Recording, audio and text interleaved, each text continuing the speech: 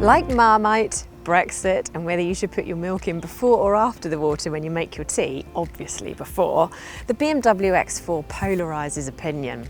Some people love its SUV coupe-like shape, while others don't. And that sloping roofline may make it stand out, but it makes it slightly less practical than the BMW X3 on which it's based. So is the BMW X4 a compromise too far? And how does it compare with rivals including the Mercedes GLC Coupe and Porsche Macan? That's what we'll be telling you in this video review, as well as what it's like to drive, how practical it really is, and which version makes most sense. And remember, we don't just review cars at What Car, we can help save you thousands on your next new car. So head to whatcar.com and go to our new car buying section. First though, let's see what the BMW X4 is like to drive.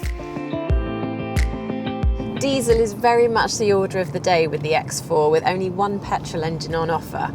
The range-topping 322 brake horsepower M40D is perfect for those seeking some hot hatch thrills. But for most buyers, the smaller 2-litre diesel with 187 brake horsepower fitted to the xDrive 20D that we're testing today will suffice. This engine offers smooth acceleration and is quieter than the diesels you'll find in the Mercedes GLC Coupe. And in terms of refinement, there's very little wind and road noise. Now, in front of any of the X4's engine names, you'll find the word xDrive, and that's BMW's code for four-wheel drive. Plus, all cars come with a smooth 8-speed automatic gearbox. BMW has firmed up the X4 suspension in an effort to make it even better to drive than the impressive X3. And sure enough, it handles remarkably well for such a large car, turning into corners swiftly and with very little body lean. It's good at absorbing lumps and bumps in the road too, especially if you go for the optional adaptive suspension. You can feel the car shimming around beneath you on scruffy roads, but it's rarely uncomfortable. If you've been in the latest BMW X3, then this interior should look very familiar to you, and that is no bad thing because all of the materials look and feel very classy and premium.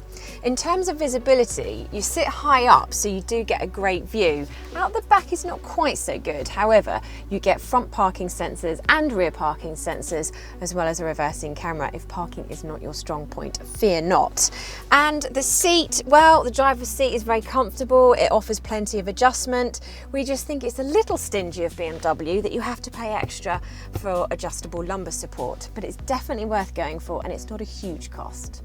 BMW's iDrive infotainment system sets the standard for ease of use in this market because, frankly, it is just so easy to use.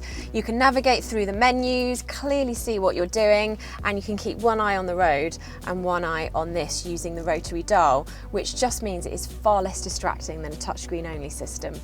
Here in the front of the X4 there is plenty of room to stretch out, and there's also lots of spaces for your odds and ends. In here we've got somewhere for your phone and 2 cup holders, and in here we've got, no, that's not going to fit in there, but we can put healthy snacks in there. It's a decent size.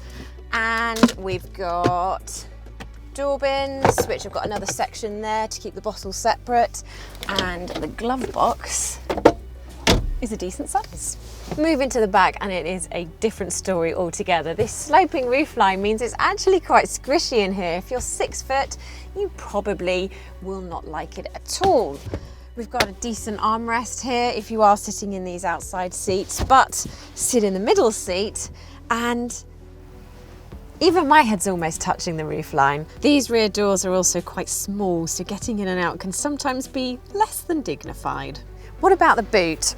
Well, it is plenty big enough to swallow a few large suitcases, and if you're planning on a weekend trip to IKEA, leave half the family at home because you can fold the rear seats down and turn your X4 into a stylish van. The BMW X4 is an expensive option, especially when you compare it with the BMW X3 that it's based on and the Mercedes GLC Coupe, and that's whether you're buying it outright or on a PCP finance deal. However, running costs are better, and if you go for the 20D diesel engine that we recommend, you shouldn't be visiting the fuel station too often. We team that engine with entry-level sport trim, which comes with everything you're likely to need, including leather upholstery, sat-nav, cruise control, automatic emergency braking, and adaptive of LED headlights. Upgrading to M Sport trim brings larger alloy wheels, sports seats and more aggressive styling, while M Sport X cars get a panoramic glass roof and contrasting grey cladding around the car's lower edges. Sure, there are some more practical SUV choices out there, but thanks to its sharp handling and user-friendly infotainment system, we'd still happily recommend the X4 if that's what you're looking for, with some added style thrown into the mix. For plenty more on the X4, including our full online review and those of its rivals, head to whatcar.com. And while you're there, check out the new car buying section and see how much money we can save you. But before you do any of that, catch all our videos and hit subscribe.